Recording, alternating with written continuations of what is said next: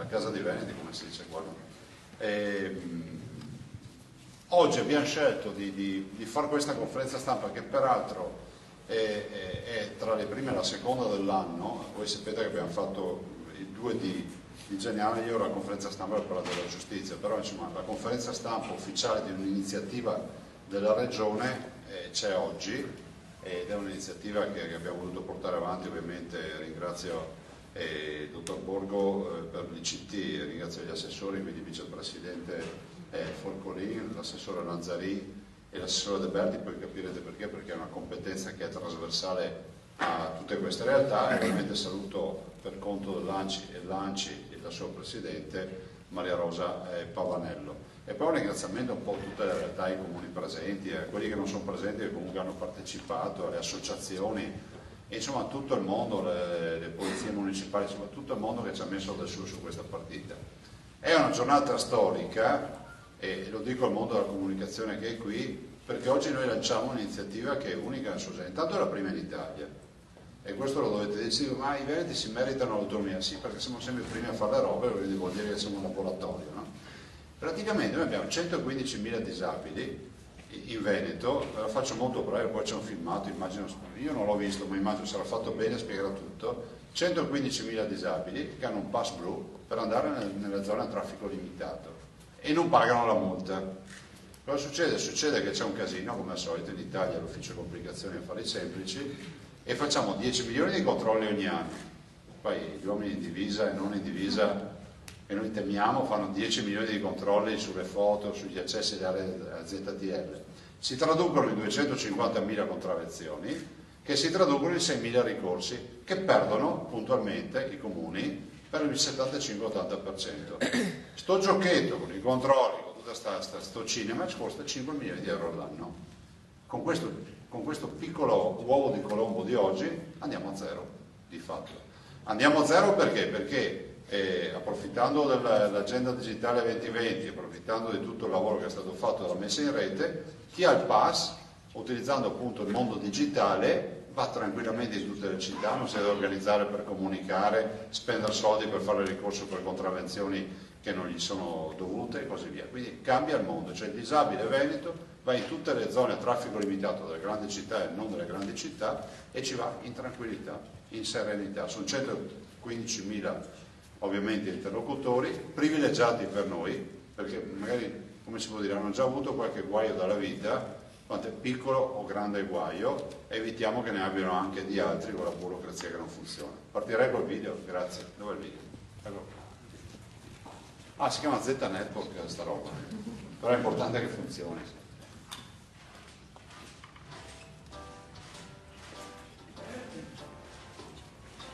Un po' di volume. Chi ha già detto volume?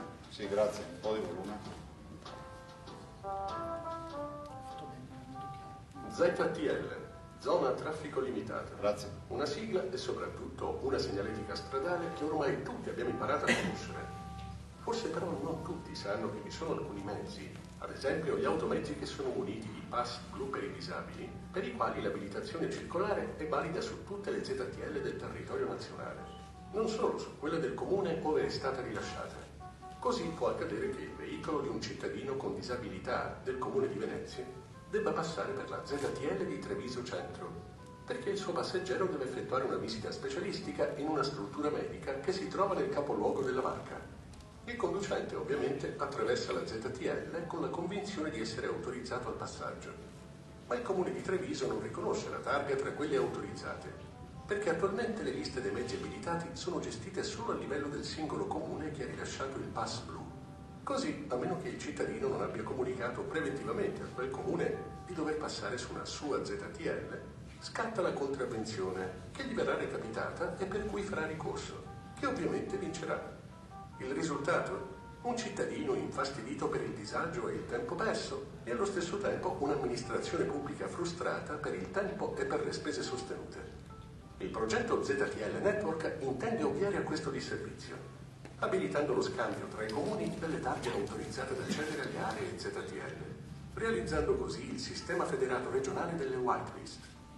Grazie al progetto ZTL Network, la prossima volta che il veicolo autorizzato del cittadino disabile di Venezia attraverserà la ZTL di Treviso o qualsiasi altra ZTL presente nel Veneto, verrà intercettato dal sistema di controllo, ma immediatamente riconosciuto come mezzo abilitato dal Comune di Venezia. Si otterrà così il duplice risultato di offrire un miglior servizio al cittadino, che non si vedrà più recapitare una multa per un'infrazione non commessa, e per l'amministrazione comunale, che risparmierà tempo e soldi, non dovendo più gestire i ricorsi. I comuni veneti hanno rilasciato circa 115.000 permessi per disabili. Annualmente vengono effettuati oltre 10 milioni di controlli su ZTL, a seguito dei quali sono staccate quasi 250.000 contravvenzioni. Su queste contravvenzioni vi sono circa 6.000 ricorsi, il 75% dei quali vinti dal cittadino. Il costo medio totale che i comuni sostengono annualmente per la gestione dei ricorsi vinti dal cittadino è pari a oltre €500.000. Il sistema federato è abilitato dall'infrastruttura informatica messa a disposizione dell'amministrazione regionale, che consente lo scambio di dati e informazioni tra le pubbliche amministrazioni e prevede che ogni passaggio sulla ZTL venga controllato inizialmente sulla whitelist del comune di pertinenza, scalando la richiesta alla whitelist provinciale fino ad arrivare alla whitelist regionale e all'emissione dell'eventuale sanzione solo in caso di riscontro negativo anche a quest'ultimo livello. ZTL Network è uno dei servizi digitali realizzato in collaborazione con le amministrazioni comunali che l'Agenda Digitale del Veneto 2020 mette a disposizione del territorio per essere sempre più vicina alle esigenze della cittadinanza.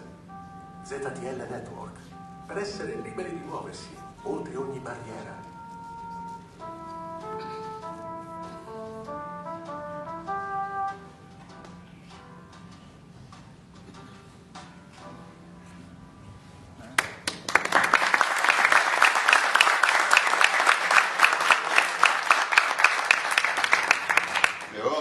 Una roba seria, bella, per iniziare bene l'anno, e abbiamo voluto appunto dedicarla appunto a questi nostri cittadini, 115.000 che non sono pochi in Veneto su quasi 5 milioni di veneti. E ricordo un aspetto che non si è citato, ma c'è nelle relazioni, non si è citato nel video: questo ci permette anche di fare una grande azione sui furbetti o sugli eventuali furbetti e su quelli che non c'entrano nulla con il mondo dei disabili, e per cui li bastoneremo ancora di più, annunciatelo, per adesso non ci scappano più. No, questo sistema non scappano più, e in più diamo un bel servizio di disabili. Io non so quale sia la scaletta qui, passerei a Lanci come ospite e darei la parola a Maria Rosa Pavanello, Presidente del Lanci. Grazie, ma il Presidente è stato davvero molto chiaro, anche il video, che ringrazio i tecnici che ci hanno lavorato. Credo che questa sia un'opportunità che ci dà la tecnologia e l'innovazione, nel senso di venire incontro alle persone con difficoltà che già, come abbiamo ribadito prima, hanno tutta una serie di difficoltà. Il fatto di che la Regione metta a disposizione questa piattaforma che permetta ai comuni di poter accedere e di mettere in rete i dati, credo sia un grande esempio di collaborazione e di condivisione, e credo che questa sia la strada che dovremo perseguire sempre: collaborare tra istituzioni per rendere la vita più facile ai cittadini e ai veneti. Ribadisco, e ci tengo che sia importante ribadirlo, che è il primo esempio qui in Italia, perché alcuni paesi europei sono all'avanguardia, ma il Veneto si dimostra un'altra volta all'avanguardia, e credo che sia importante per tutti noi.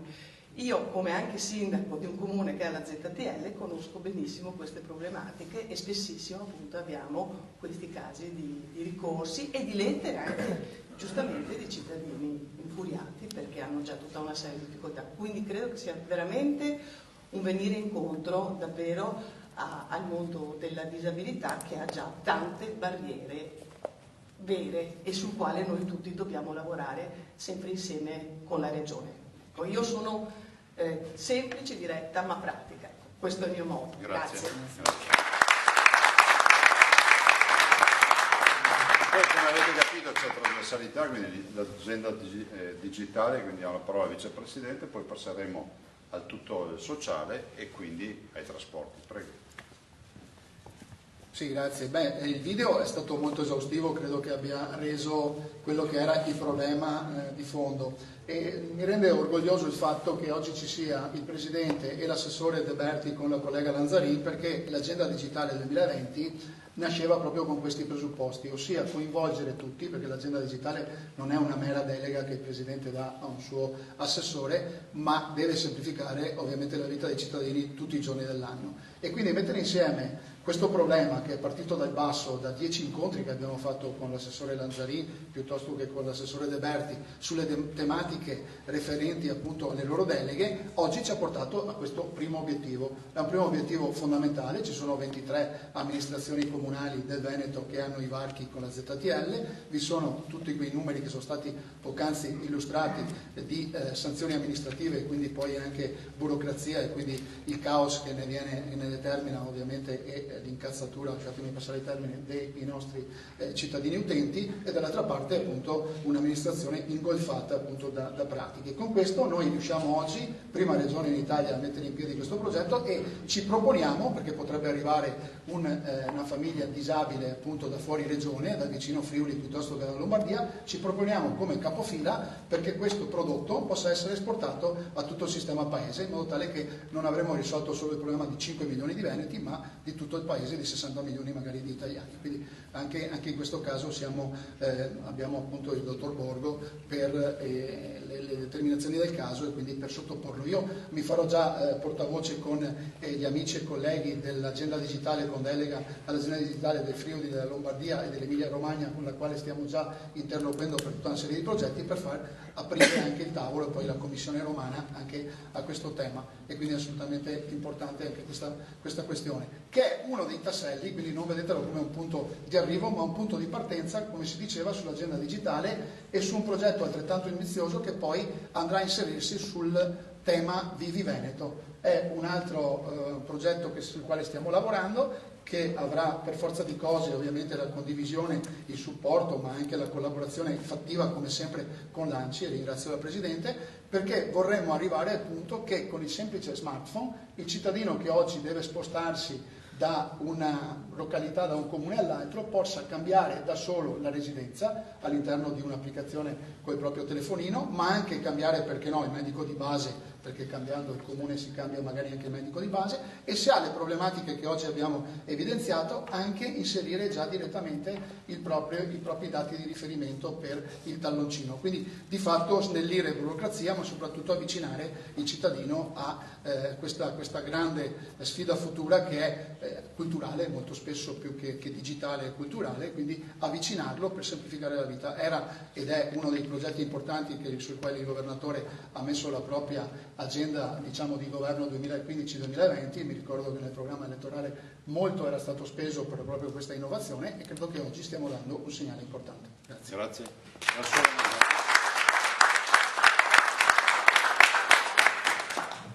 Ma da parte mia, insomma, credo un obiettivo importante raggiunto. Era un obiettivo che è stato più volte anche discusso all'interno del tavolo permanente che noi abbiamo in direzione servizi sociali con le associazioni di disabili, tra le tante richieste anche quella appunto di poter permettere di avere quindi una necessità come questa, e va anche in linea con quelle che sono le iniziative che nel corso di questo anno io credo abbiamo intrapreso per quanto riguarda l'accessibilità e la disabilità, se parliamo di diritti, di integrazione, di inclusione. Quindi tutte le iniziative che ci sono state per quanto riguarda l'abbattimento delle barriere architettoniche, i PEB con i comuni, visto che i comuni sono qui presenti, che sono un altro tassello rispetto a quella inclusione e all'integrazione, insomma, che molto spesso parliamo ma non riusciamo a realizzare, e questo va proprio in questa direzione. E quindi il compiacimento, un traguardo importante, un primo traguardo, perché saranno altri traguardi su questo settore su cui poter investire, ma su cui poter dare una risposta concreta.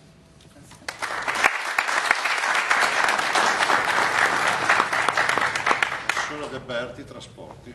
Beh, è stato praticamente detto tutto. Sicuramente nell'era digitale non potevamo utilizzare gli strumenti informatici per poter togliere degli ostacoli, dei limiti alla mobilità dei cittadini veneti, ma in prospettiva anche di tutti gli altri, di tutta la nazione. Come la collega Lanzarin, spesso e volentieri anche io ricevo email di genitori di persone disabili o di disabili che mi rappresentano le problematiche nella mobilità, non solo nell'accesso ai treni ma anche nell'accesso alle stesse città per quanto riguarda la ZTL. Quindi credo questa integrazione sia assolutamente fondamentale e importante, una piattaforma che potrà sicuramente essere estesa anche ad altre categorie. Mi viene in mente gli NCC, perché sono comunque una categoria che ci aveva rappresentato la problematica e la necessità di poter accedere a questi servizi, quindi credo che siamo sulla strada giusta, dobbiamo solo continuare su questo percorso per togliere tutti i limiti e le barriere alla mobilità.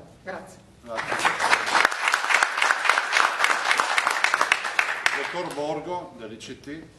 Buongiorno a tutti. Non scendo molto in tecnicismi perché spesso noi informatici siamo accusati di non essere capiti o essere compresi, ma ci terrei a sottolineare solamente il fatto che, come già detto anche dal vicepresidente, è un lavoro diretto questo, tanto è vero che non riguarda esclusivamente i 23 comuni che sono dati ai vaghi ZTL, ma in realtà sono tutti i 571 comuni del Veneto, tant'è vero che in questo ruolo qua la Regione ha svolto il ruolo di aggregazione di tutti i comuni, mettendo a disposizione una piattaforma che non solo raccoglie i dati aggrega tutti i dati di tutti i comuni, ma mette a disposizione anche delle infrastrutture per quei piccoli comuni che, non avendo ZTL, non avendo infrastrutture, in realtà possano automaticamente inserire i dati dei propri cittadini direttamente da loro. Ecco, con questo, diciamo, nei prossimi giorni, non scendo in tecnicismi, perché nei prossimi giorni faremo un incontro dedicato esclusivamente ai comuni, in cui chiariremo esattamente che cosa c'è da fare, la convenzione da firmare, come anche qual è il prodotto che verrà utilizzato, in modo tale che poi non ci sia una condivisione anche del modello e del processo, che inevitabilmente deve essere trasparente e trasversale a tutti i comuni del Veneto. Vi ringrazio e buona giornata. Bravo. Si va verso la chiusura, domande dei giornalisti. Posso due domande, una relativa